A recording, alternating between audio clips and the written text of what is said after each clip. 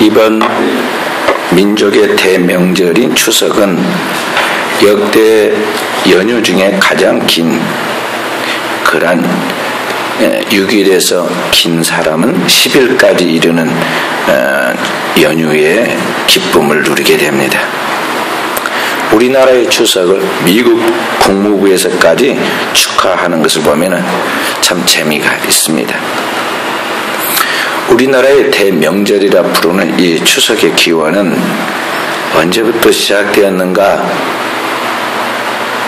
정확한 기록은 없지만 추산해 볼 때 지금으로부터 2000년 전 고대 우리나라의 신라시대에서부터 유래했다고 볼 수가 있습니다.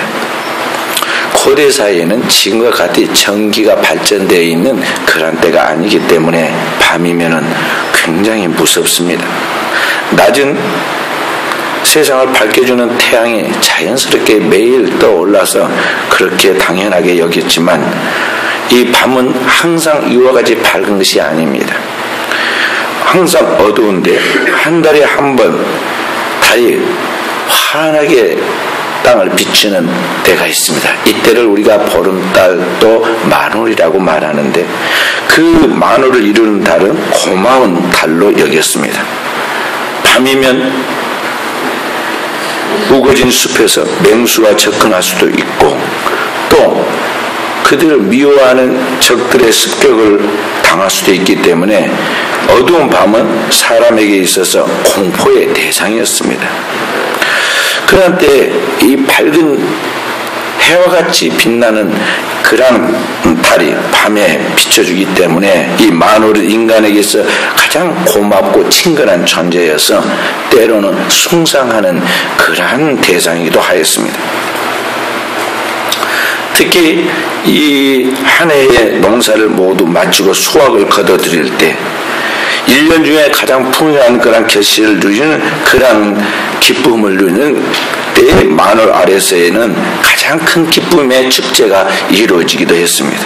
그래서 1년 중에 가장 큰 만월을 이루는 음력으로 8월 15일 되는 이 날을 추석이라 하여 우리나라가 민족의 절기로 그렇게 오래전부터 지켜오던 관습이 있었습니다.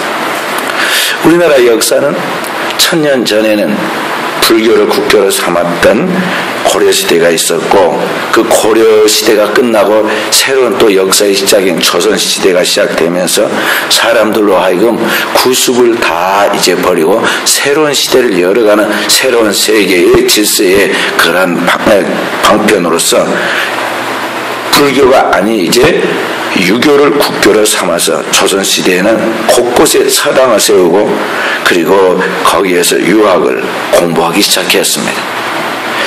우리가 잘 아는데 유학은 이 삼광오륜 인간에 대한 윤리에 대하여 아주 강조하고 그런 것들을 가르쳤습니다. 이 삼광오륜 중에 이 부모에 대한 부분이 나오는데 이 부모에 대하여 이제 사람들이 지극한 정성으로 부모를 공경해야 이것이 인간의 바른 도리이고 축복받는 길이라고 생각했습니다. 그래서 옛날에는 충신을 뽑을 때 효자의 가정에서 부모에게 효도하는 그 사람 가운데 충신을 뽑기도 그렇게 하였습니다. 어찌되었든 우리나라 사람들은 이 중국으로부터 전래받은 이 유교의 영향 안에서 특히 중국의 이 주자학의 영향을 받아가지고 많이 공부를 하였는데 거기에 부모에 대하여 어떻게 할 것인가에 대하여 그런 게 나옵니다. 주자학에 보면 주자가 말한 10가지 규례가 나옵니다. 주자 10회라고 합니다. 불효 부모 사후해라 하는 말이 나오는데 부모에게 효도하지 못하면 죽은 후에 후회한다는 그런 이야기입니다. 대부분의 사람들이 삶의 현실에 막 쫓기고 거기에 집착하다 보니까 부모에 대한 마땅한 도리와 효도를 하지 못합니다. 그런데 부모에게 정신을 차리고 돌아보려고 하니 부모는 돌아가시고 없습니다. 그래서 이 돌아가시고 난 다음 어떻게 할 것인가 죄책감과 괴로움을 이기지 못한 그런 사람들이 주자에 가서 물었습니다. 어떻게 하면 좋겠습니까? 이미 부모는 돌아가셨고 어떻게든지 좀 그 마음속에 죄책감을 덜 수 있는 위안받을 수 있는 방법을 가르쳐 주십시오 하니까 차선의 방책으로 주제가 가르쳐 준 것이 무엇이냐면은 부모는 이미 돌아가 있으므로 내가 어떻게 할 수 없고 다만 돌아가신 부모에 대하여 내 마음 자세를 똑바로 하기 위해서 돌아가신 부모에게 네가 공경하는 자세를 갖춰라 하고 가르쳐 주었습니다. 그것이 주자 가례라는 것입니다. 돌아가신 부모의 이름을 써서 붙이고 지방이라고 하죠. 그리고 그 부모 앞에 마치 산작에 음식을 대접하듯 대접 못한 그 음식을 대접하고 그리고 거기에다가 예를 갖추라는 것이죠. 그게 주자 가례인데 이것이 우리나라에 와가지고 조상 숭배로 변질되었습니다. 그래서 돌아가신 부모에게 대하여 우리나라에 또 고대부터 내려오는 그러한 그 사상들로 인해서 돌아가신 부모는 죽어서 원기가 되었는데 이 하나님만은 이 부모의 혼이 좋은 데로 가지 못하고 구천을 떠돌고 있으므로 그 귀신이 때때로 와서 우리의 집에 후손들에게 재앙을 일으킨다는 겁니다. 그래서 그 죽은 부모 그 조상의 귀신을 달래도록 하기 위해서 그 조상들의 그 돌아가신 날인 그 기일에 그때 그들의 이름을 써붙이고 거기에다가 제사 음식을 차리고 절을 하여 그 귀신을 달랜다는 것이죠.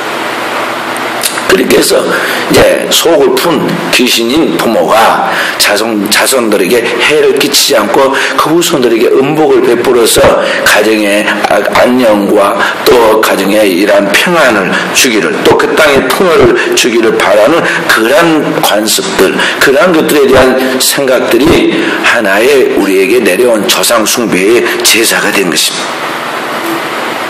그런데 우리나라는 무교 불교, 그 다음에 유교 이런 것들이 다 혼합돼 내려와가지고 이것이 비판 없이 받아져서 우리나라의 민족 고유한 전통과 관습이 되고 말았고 죽은 자를 향하여 이와 같이 제사하고 절하는 것을 당연하게 여기는 풍토로 내려오게 되었던 것이죠.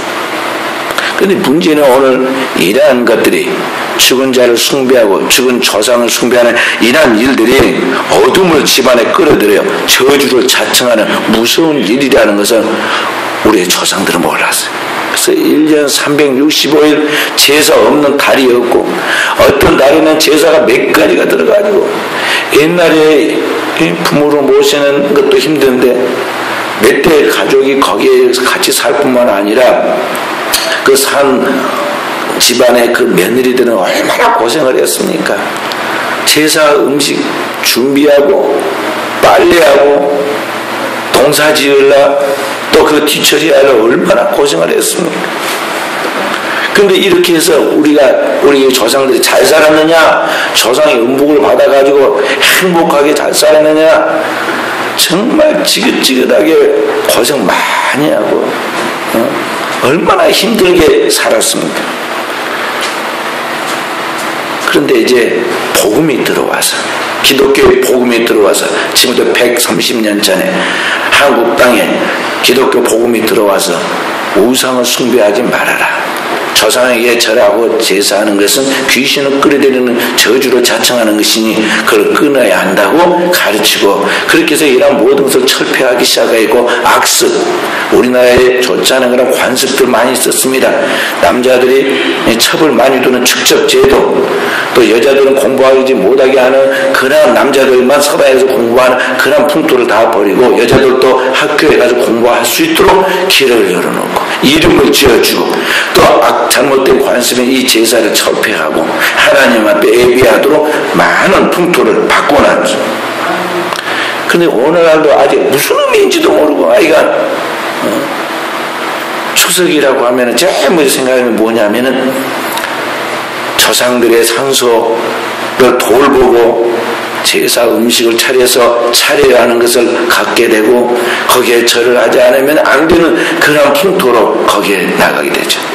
그래서 기쁜 행복한 그런 축제 잔치였던 이 추석이 어느 때부터가 큰 머리 아픈 무거운 문제가 되어가지고 추석만 되고 갔다면 가정 불화가 일어나고 행자한 우애가 끊기고 별로 그렇게 일을 많이 안 해보다 갑자기 그냥 허드렛 일을 많이 하고 오니까 그냥 여자 며느리들이 골병이 든다고 추석 무슨 병이라고 그런 이야기들 하잖아.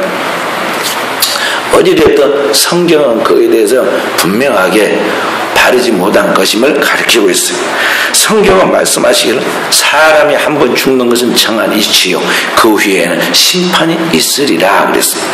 그러니까 이미 돌아가신 분들은 그걸로 끝난 것입니다. 성경은 또다시 말씀하기를 무릇 이방인들이 제사하는 것은 귀신에게 하는 것이요 하나님께 제사하는 것이 아니니 나는 너희가 귀신과 교제하는 자 되기를 원치 아니하노라 그랬습니다.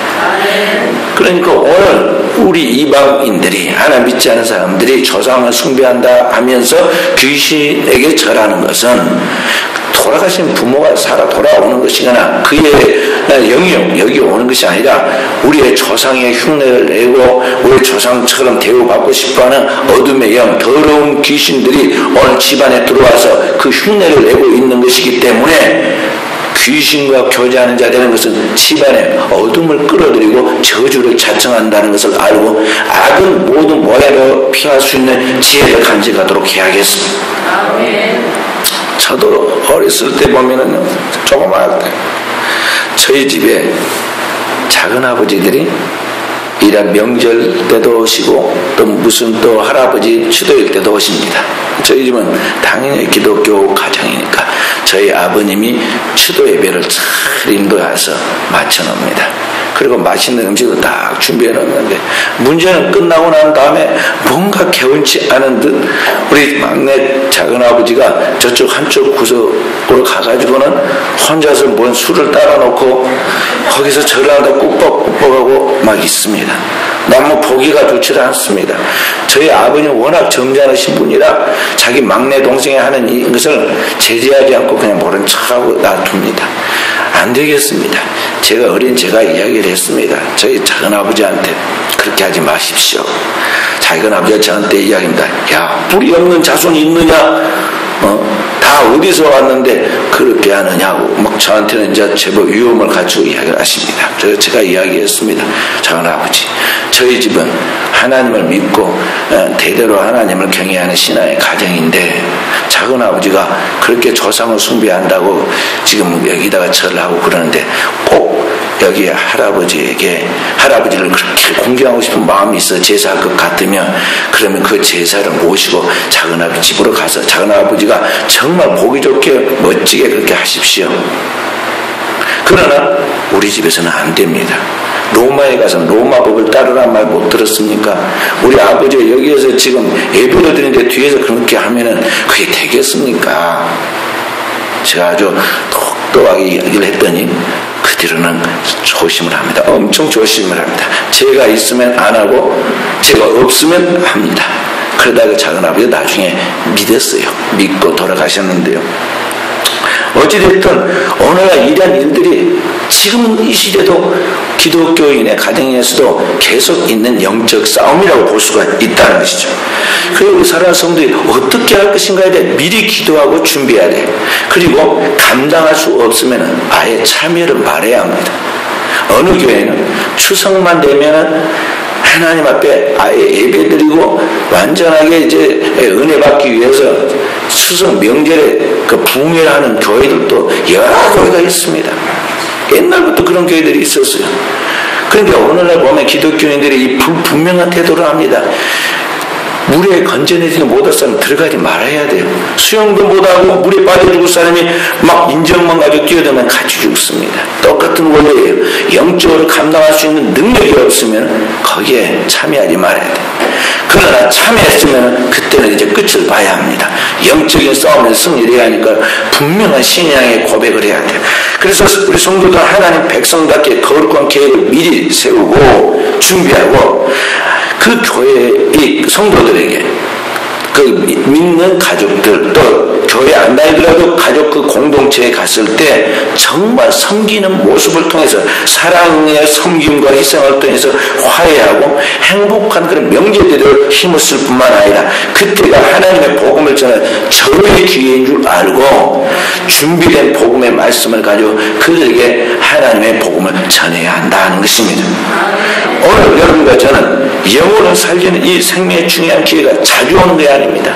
추석과 그리고 또 어느 때입니까? 설 때, 그리고 부모의 생신 때, 뭐 이런 때 외에는 전도할 길이 없어요. 늘 가정을 위해서, 자녀들을 위해서, 또 믿지 않는 형제들을 위해서 기도를 하지만은 전도를 구체적으로 할 수 있는 길은 그때예요. 그러니까 그때 복음을 전해야 돼요. 그렇게 능력 있는 그리스도인으로서 삶을 살아가도록 하기 위해서 여러분과 저는 먼저 우리 자신이 준비가 돼야 돼. 어떻게 준비가 돼야 하느냐?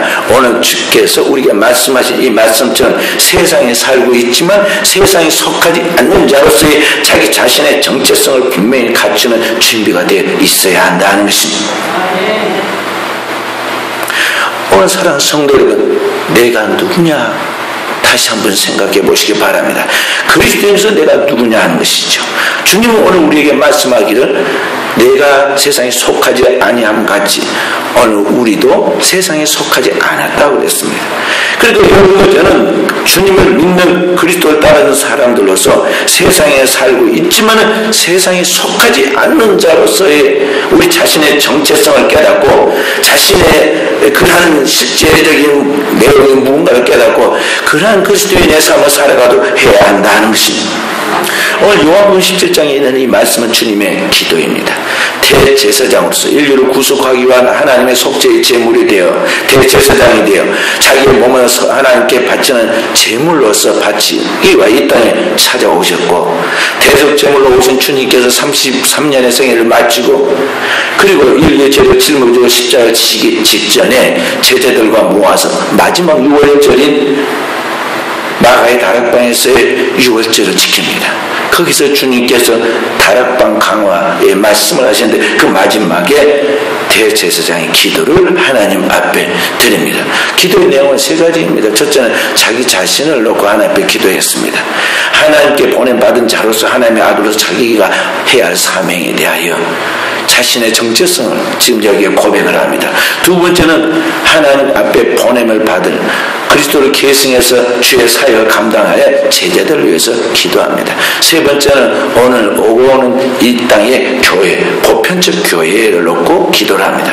그중에 여기 제자들을 놓고 기도하면서 그리스도인으로서 제자들에게 하는 말씀하기를 오늘 주님께서 그리스도 세상에 속하지 아니하였습니다. 주님이 이 땅에 우리를 구속하기 위해서 이 땅 낮고 낮은 곳에 인간 그 깊은 가운데 들어오셨지만은 주님이 세상에 속하여 세상 사람과 똑같이 그렇게 세상의 죄악에 그 세상에 있는 것들을 사랑하면서 그렇게 파멸을 달려간 것이 아니라 세상에 속하지 아니한 것 같이 오늘 그리스도를 따르는 제자들도 주님을 계승하여 세상에 살고 있지만 세상 사람과 똑같이 함몰되지 않고 세상을 초월하여 세상에 속하지 아니하여 오늘 주님과 같은 생애와 사명을 따라 살아가는 사람이 된다는 것입니다. 그래서 사랑하는 성도 여러분, 여러분과 제가 주님의 제자들로서 어떻게 살 것인가를 생각해야 합니다. 주님은 오늘 여기에 내가 세상에 살고 있지만 세상에 속하지 않은 것 같이 제자들도 세상에 살고 있지만 세상에 속하지 않는다고 그랬습니다. 이것은 주님을 사랑하기 때문에 거룩한 삶을 살기 위하여 우리가 세상과는 완전히 동떨어져 있는 세상을 멀리 떠나서 저 깊은 산속이나 어떤 계곡에 가서 또는 어떤 동굴에 숨어서 자기의 신앙의 정조와 진실만을 지키겠다고 그렇게 숨어 지내라는 것이 아닙니다. 진정한 신앙은 은둔이 아니다 하는 것입니다.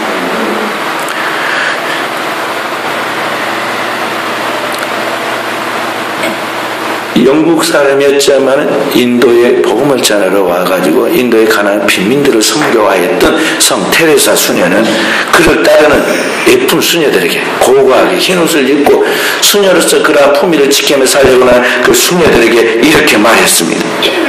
너희들의 영혼을 구석에만 가둬놓지 말라 그랬어요.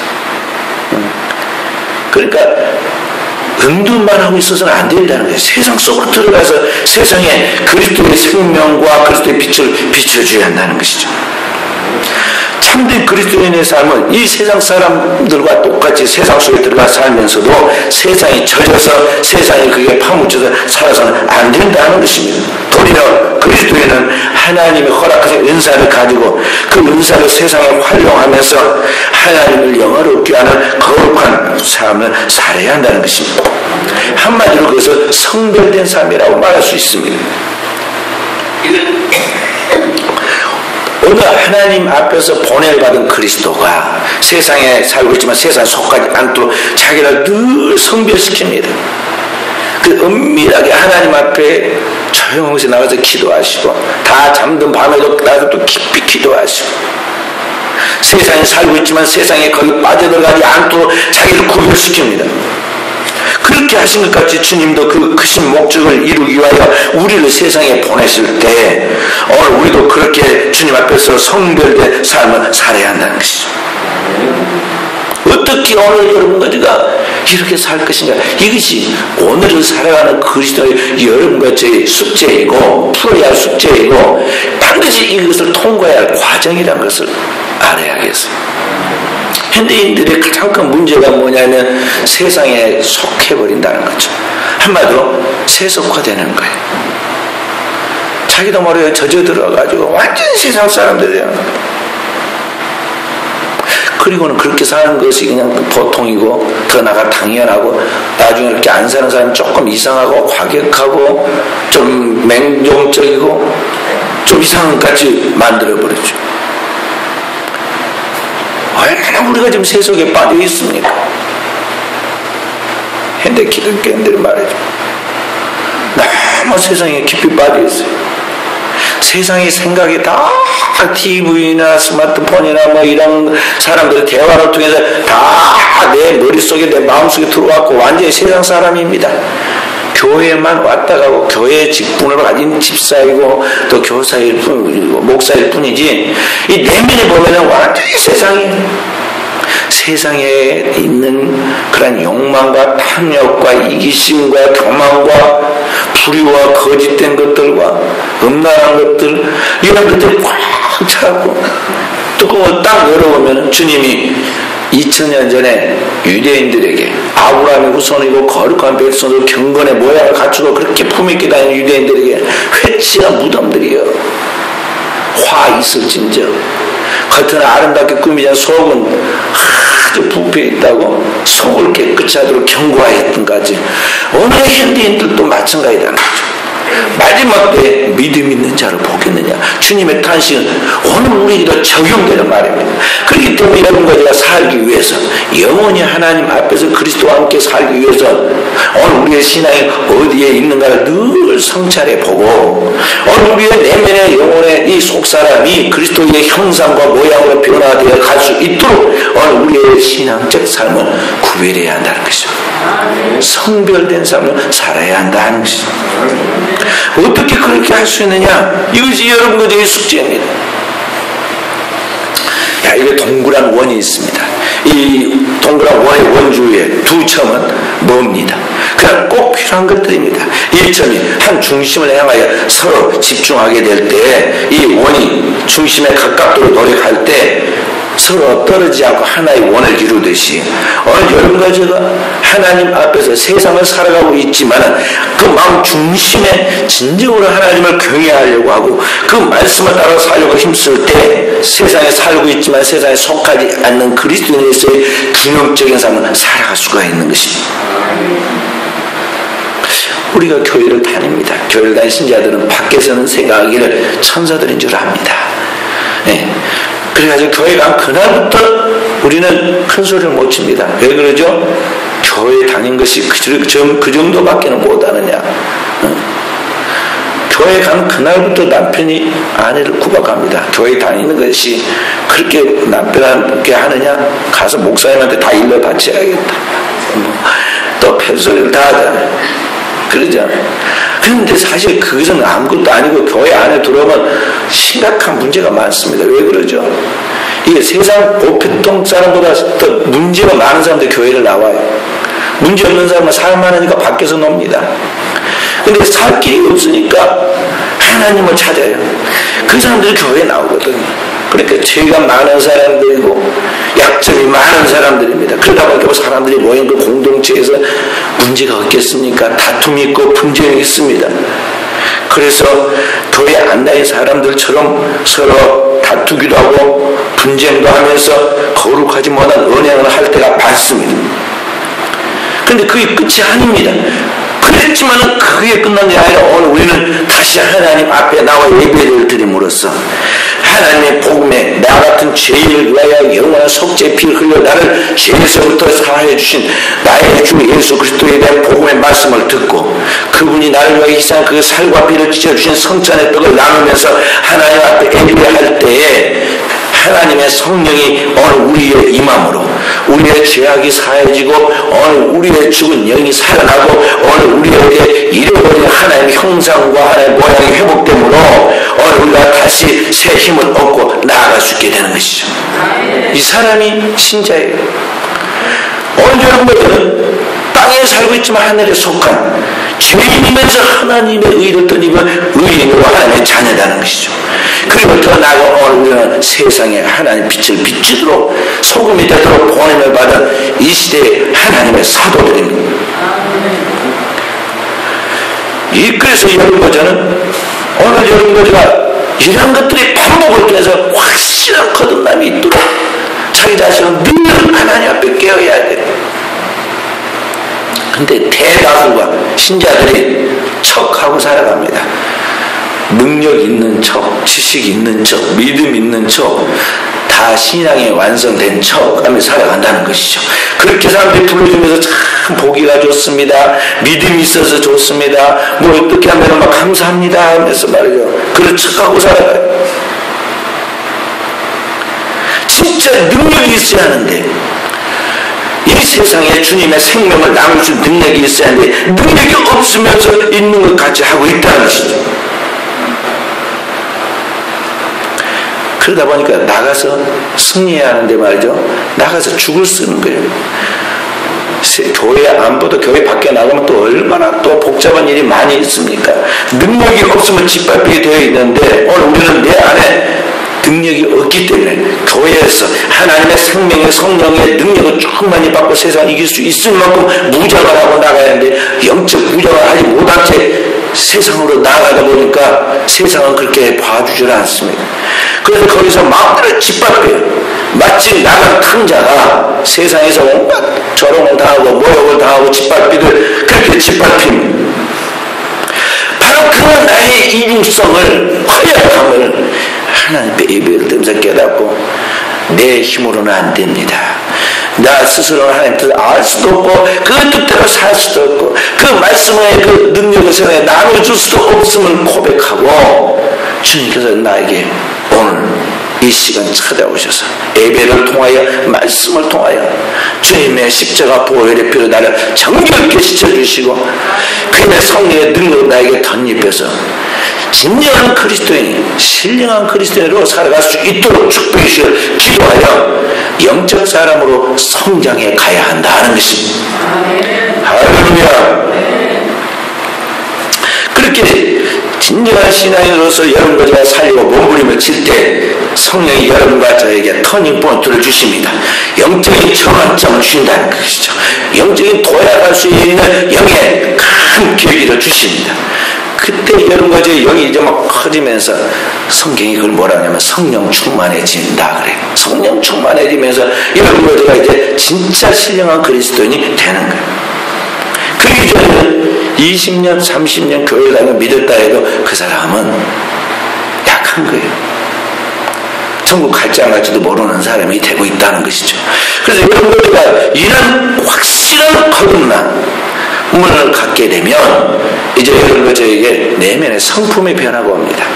성경이 말한 하나님의 백성의 그 거룩한 품성이 신의 성품이 여러분과 제 속에 나타난다는 것이죠. 그 급한 성격이 온유한 성격으로 그 남을 쉽게 미워하고 막 오히려 미워서 절대 풀지 못한 그 사람이 사랑의 사도로 바뀌고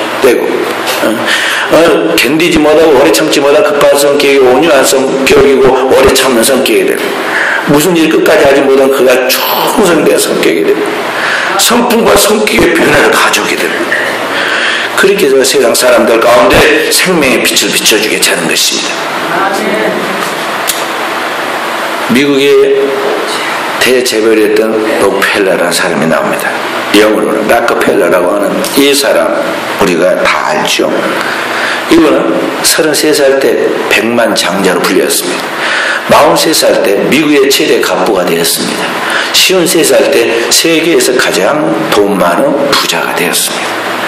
그래서 이제 돈으로 못할 것이 없게 되어 있는데, 그런데 그가 55살 되었던 그해 알로피시아라는 불치의 병이 걸려가지고 의사가 몇 번 진단해 보았지만 당신은 길어야 1년 산다고 그렇게 말했습니다.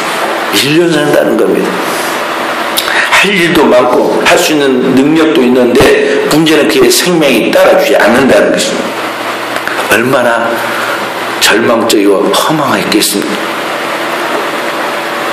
어느 날 이분이 최후 검진을 받기 위하여 휠체어를 타고 병원을 갔습니다. 항상 바쁘니까 막 정신없이 다니고 스치듯이 사람도 만나고 지나가는데, 그때 이제 환자가 돼가지고 불치병 환자가 돼가지고 이제 곧 죽을 사람인데 급할 게 뭐가 있겠습니까? 그래서 이제 휠체어를 타고 천천히 병원 로비를 지나가고 있는데, 그때 병원 벽에 걸려있는 액자의 글이 눈에 들어왔습니다. 이런 내용입니다. 주는 것이 받는 것보다 복이 있다. 사도 바울이 밀레드에 있는 에베소 교인들에게 사도행전 20장 35절에 주께서 말씀하신 바 주는 것이 받는 것보다 복이 있다는 이 말씀을 기억할지니라고 하시, 그 말씀의 한 귀주를 따라가 거기다가 적어두었습니다. 그런데 그 글을 읽는 순간 그의 마음속에 전율이 일어났습니다. 자신의 삶을 반추하고 마음 깊이 다가오는 그 때문에 눈에서 눈물이 났습니다. 그리고 지금부터라도 내가 죽기 전에 그렇게 살아야겠다, 그렇게 생각하는 순간 병원 로비 또 한 귀퉁에서 막 소란해지더니 싸우는 것 같은 소리가 들립니다. 그 뭔 거 보니까 병원 측하고 입원하려는 사람 가족하고 싸웁니다. 병원에서는 안 된다고 그러고 가족들은 제발 내 딸 좀 살려달라고, 내가 돈 가져올 테니까 우선 입원해서 치료 먼저 해주라고 막 하소연합니다. 그 안타까운 모습을 보고 이 록펠러가 자기 비서를 시켜서 병원비를 지불해주고, 누가 지불했는지 말하지 말도록 은밀하게 깨달라고 그렇게 했습니다. 다행스럽게 그 소녀는 깨끗하게 병이 나아서 건강이 회복되었습니다. 건강하다는 그 소녀의 이야기를 들으면서 록펠러는 주님께 그렇게 기도합니다. 주님, 살아오면서 이제까지 이렇게 행복한 삶이 있는지를 몰랐습니다. 그리고 그때부터 밤마다 기도하면서 자신의 삶의 패러다임을 바꿨습니다. 신이나 우선적인 삶으로 자신의 모든 그 부를 단지 축적된 것을 끝마치는 것이 아니라 그 부를 나누는 삶으로 실천하는 그 일에 그때부터 삶의 자세를 바꿨다는 것이죠. 그래서 1913년도에 그때쯤부터 100년 전입니다. 100년 전에 5천만 달러를 기부했어요.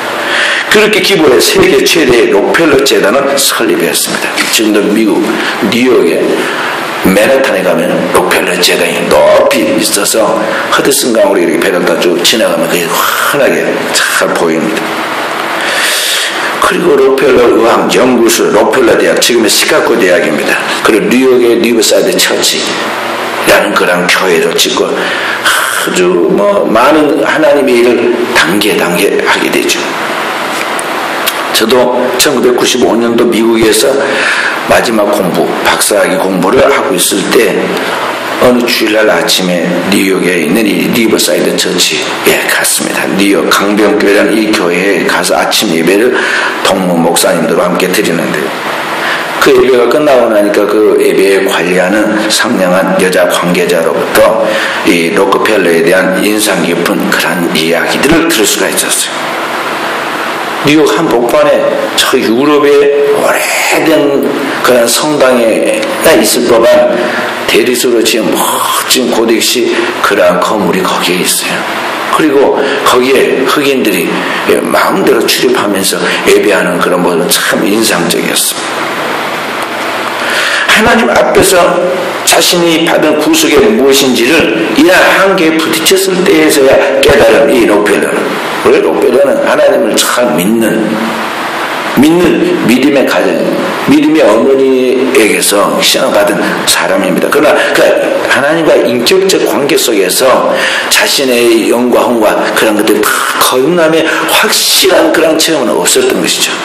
부모의 신앙에 그러한 답습을 통해서 신앙인이 되었지만, 그래서 뭐 부모님 말씀대로 10가지 그 신앙의 순종을 다 하고 살아왔지만은 철저하게 자신의 삶은 자기 의지를 가지고 하나님의 영광을 위하여 주는 것이 받는 것보다 낫다는 삶의 실천을 위하여 살아가지는 않았던 것이죠.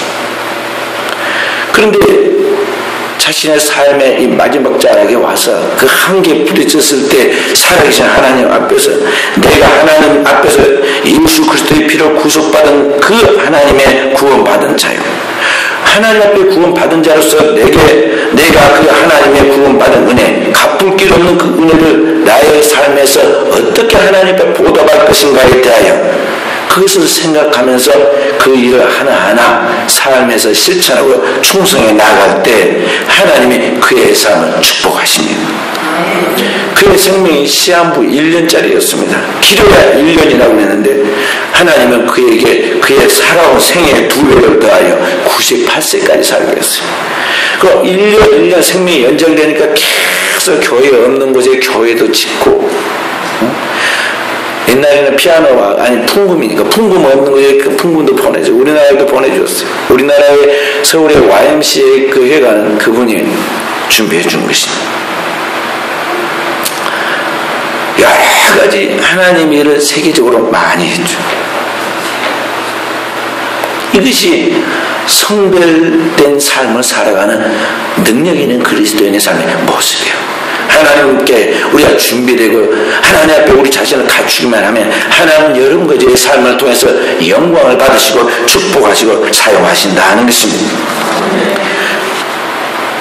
아프리카를 최초로 탐험하면서 선교했던 리빙스턴은 밀림에서 사자에게 물려가지고 죽게 생겼는데, 갈비뼈가 부러졌는데, 그 중상 중에도 강한 사람들이 그렇게 말했습니다. 나는 죽지 않는다. 사명을 완수할 때까지 나는 죽지 않는다 그랬어요. 그 실제로 아프리카를 끝까지 탐험하고 선교했습니다. 일반 책에는 탐험가가 나오지만 그분이 탐험가가 아니라 원래 선교사였어요. 여러분과 저는 오늘 누가 되었든지 이 땅에 살고 있지만 하늘에 속한 자로서 하나님의 부름을 받고 하나님의 보냄을 받은 자로서 자신의 정체성을 알고 내가 어떤 종류의 그리스도인가에 대하여 참 그리스도인으로서 신령한 그리스도인으로서 살아가는 자신의 그 모습을 알고 내게 주신 하나님의 사명, 내게 하나님의 생명을 주시고 그 생명을 가지고 내게 맡긴 하나님의 그 일을 감당하고 나에게 보낸 그 사명을 알고 오늘 여러분과 진정으로 주님 앞에서 충성하는 삶을 살아갈 때 하나님 여러분과 저에게 예비된 놀라운 은총과 축복을 주신다는 것입니다. 왜 삶이 힘들고 고달프느냐? 이 삶의 우선순위가 도치가 되었어요. 뒤바뀌었다는 거죠. 내 삶이 우선이 돼요. 내 무엇이 우선이 돼요. 저한테 며칠 전부터 찾아와서 우리 성도님 한 분 이야기합니다. 목사님, 주일날은 첫수없이 시골에 가야겠습니다. 형제가 몇인데 모아놓으면 30명이 모이는데 뭐 전을 부치하고 어쩌고 하기 때문에 내가 가게 되는데 목사님 양해를 부탁합니다. 부부가 와가지고 말이죠. 3일 밤 예배 드리면서 목사님 뭐 또 이거 드시라고 선물을 갖다 주면서 막 이야기를 또 주일날 전부터 또 주일날도 또 우리 성도들이 일부 주일 예배만 끝나고 또 가야겠습니다. 그래 안 하면 가정이 깨지게 생겼고 무엇이 어쩌고 저쩌고 막 이야기를 합니다. 현실이에요. 그게 현실. 우리나라의 현실이야. 그러기에는 하는데 오늘 여러분과 제가 하나님 앞에서 삶의 그것이 정상은 아니니까 빨리 그 정상을 만들어가려고 해야 돼요. 그리스도인의 삶의 정상은 뭡니까? 삶의 땅에서 하늘에 속한 사람으로서 하나님의 나라와 의를 구하고 또 이 땅에서 하나님을 제대로 믿고 경외하는 가운데 받은 축복을, 하나님의 축복을 우리가 가족과 이웃과 만나는 사람들에게 나누어주면서 그렇게 능력 있는 삶을 살아가는 것이지 지금까지 살아왔던 우리의 조상들처럼 끌려가는 삶의 우선순위가 뒤바뀌어가지고 현실에 타협하고 사람의 비율을 맞추고 환경에 끌려가면서 살아가 그런 능력 없는 삶을 살아가는 것이 아니라는 것이죠. 오늘 우리가 하나님 앞에서 이와 같은 능력 있는 삶을 살지 못한 것은 오늘 내 안에 진정한 하나님의 생명이 없기 때문에 그러합니다. 오늘 하나님이 여러분에게 건강 주시고 일할 수 있는 일터인 직장을 주시고 하나님께서 일한 만큼의 많은 수확을 거두어서 물질적으로 풍요하게 하신 것은 그렇게 하는 것을 통해서 하나님 앞에 생명을 구원하는 그 일을 위하여 하나님 앞에 헌금하고 봉사하고 또 그런 것들 잘 활동해가지고 그런 것을 통해서 주님이 기뻐하는 삶을 감당하라는 것이지 그거 모아가지고 내 육체의 쾌락과 즐거움을 위해서 또 시간에 그 재미있는 것을 만들기 위해서 그런 것들을 쓰라고 한 게 아닌데 오늘날 대부분의 사람들이 세상을 막 따라가 버립니다. 세상 사람 다 그렇게 살잖아요. 자기를 위하여 먹고 마시고 돈 벌고 일하고 산단 말이에요. 그리스도인이 똑같이 그렇게 살아가요. 온갖 세상적인 그 방탕한 것들을 골라하면서 밤을 지새우고 그리고 오늘 여러분과 제 속에 하나님의 능력이 내 안에 있을 것이냐? 없는 것이죠. 그리고 영혼에 텅 비어있는 이 괴로움과 그 죄악된 것으로 인해서 자기 안에 오는 그런 절망적인 그 괴로움들을 하나님께 회개하는 것이 아니라 도리어 자기 변호와 자기 변명으로 합리화하고 하나님 말씀에 강력하게 도전해 오면은 그것을 도리어 하나님 앞에서 회개하는 것이 아니라 비난하고 대적하면서 자기의 모습을 마치 거북이가 목을 딱 움츠리듯이 움츠리고 감추려고 합니다. 그렇게 살고 결과는 어떻게 될까요? 여러분과 제가 그렇게 살고 결과는 영원한 파멸의 것이죠. 한번 정한 것은 죽는 것은 정한 있지요. 그 위에는 심판이 따르느냐 하신 말씀처럼 어느 순간 우리는 병들게 되고 어느 순간 흰머리 하나 늙어지게 되고 어느 순간 사고로 죽게 됩니다. 그때서 누워가지고 또 죽어가면서 여러분과 제가 정신을 차리고 제2의 기회를 찾아보려고 하지만 우리의 인생이란 한 번 가면 다시 돌아오지 않는다는 것이죠. 그리고 딱 숨 끊어지는 순간 그 영혼은 지옥의 영혼은 뜨거운 불꽃 가운데 떨어져서 이 캄캄한 가운데 뜨거운 불꽃 가운데 떨어져서 절망적인 운명을 맞게 되는데 그때 가서 여기가 어디냐고 외치고 나를 살려달라고 왜 이렇게 되는 내가 아무리 한탄을 한들 영원히 한탄을 한들 거기에서는 다시 이러한 환한 대낮에 맑은 공기를 쐬고 내가 걸을 수 있는 두 발을 걸어서 하나님을 찬양하거나 오늘 우리의 삶의 아름다운 그런 삶을 살아갈 수 있는 기회가 오지 않는다는 알아야 돼요. 정말 하나님이 살아계시고 천국과 지옥에 있고 하나님 말씀의 진리를 믿는다면 분명히 그것이 이루어지는 걸 알아야 돼요. 근데 우리는 그거 안 믿어요. 가봐야지. 언젠가 그렇게 혹시 이제 될지도 모르니까 또 나중에라도 언젠가는 잘 믿어야지. 나에게 다 시간과 정력을 다 빼앗기고 우리는 세상과 똑같이 살아갑니다. 그러니까 주님께서 마지막 때 믿는 자를 보겠느냐는 것이죠. 구약 성경에 출애굽한 이스라엘 백성들에게 엄청난 대장정이 가나안 땅에 들어갈 때 딱 2명 여호수아와 갈렙만 들어가면서 하나님이 역사의 기록으로 시사해 놓은 것이 뭔가 알아야 돼요. 처음 받은 자는 많대. 출애굽한 사람은 얼마나 많았습니까? 최하 200만은 넘었으라 추산합니다. 남자 장정 20살부터 50살 전쟁에 나갈 만한 장정만 60만이었으니까 200만은 채가 돼야죠. 그 엄청난 처음 받은 자 중에 가나안 땅에 들어간 사람 2사람이라니까요. 택함 받은 자는 적으니라. 넓은 길로 가는 사람 많지만 좁은 길로 가는 사람 적어요. 그러니까 여러분들과 오늘 이 시대에 우리가 하나님을 바라보고 하나님 나라를 향하여 달려가는 그리스도인으로서 여러분과 제가 어떤 신앙인으로서 하나님 앞에 살아야 할 것인가를 깊이 성찰해야 한다는 것입니다. 그래서 땅에서 조금 잘되고 잘못되고 뭐 똑똑하고 덜 똑똑하고 그거 아무것도 아니에요. 그래서 나이 시험만 되면 다 이제 머리가 이제 치매가 오기 시작하고 말이죠. 서울대학 나오고 저기 옥스퍼드 대학 나오고 미국 하버드 대학 나온 사람이나 초등학교 문턱 또 안 들어가 본 사람이나 똑같이 됩니다. 외모도 그렇게 되고 다 똑같아요. 삶의 수준도 변변화됩니다. 그런데 잠깐 부귀 영화 명예 막 일신의 영달과 인기를 바라보고 막 도토리 기적을 하면서 있다는 사람인데 그리스도인은 영혼을 바라봐야 돼요. 영원하신 하나님과 그 하나님 나라, 그 영혼 안에서 오늘 내가 그 하나님의 생명을 가졌으니 그 생명의 나라에 하나님 나라에 들어갈 것을 바라보고, 그리고 오늘 하나님 앞에서 그 그리스도인의 그 거룩한 영성을 가진 정체성을 가지고 능력 있는 삶을 살아가야 한다는 것이죠. 할렐루야. 그러기 위해서는 성도 여러분 가지가 하나님 앞에 깨어 기도해야겠습니다. 나의 그 세속성을 하나님 앞에 진심으로 볼 수 있게 도록 기도해야 합니다. 내 안에 있는 세속적인 그 죄악성을 끊을 수 있도록 기도해야 합니다. 내 안에 이 세상과 세상에 있는 것들을 이길 수 있는 성령의 능력을 주시기를 기도해야겠습니다. 그리고 우리 하나님 앞에서 오직 하나님의 말씀을 따라 그 말씀으로 살고 그 말씀으로 제가 이길 수 있는 성령 충만함을 놓고 기도해야겠습니다. 이렇게 날마다 주님 앞에서 십자가 보혈을 붙들고 내 죄를 회개하면서 그리스도의 그 거룩한 삶을 내 안에 살아갈 수 있도록 살기를 기도하고 나아갈 때 주님께서 초대교회와 똑같은 성령의 충만함을 내게 주시고 그리스도의 초대교회 사도들과 같은 능력을 우리에게 주어서 여러분과 제가 가는 곳곳마다 하나님의 능력의 표적이 따르고 무에서 유로 창조하고 죽은 자가 살아나는 표적과 하나님의 구원의 기적의 역사가 이루어지게 되는 것입니다. 오늘 우리 순천은혜교회 사랑하는 성도들이 이러한 영역 있는 삶을 살아감으로 하나님의 영광을 드러낼 수 있기를 주의 이름으로 축원드립니다.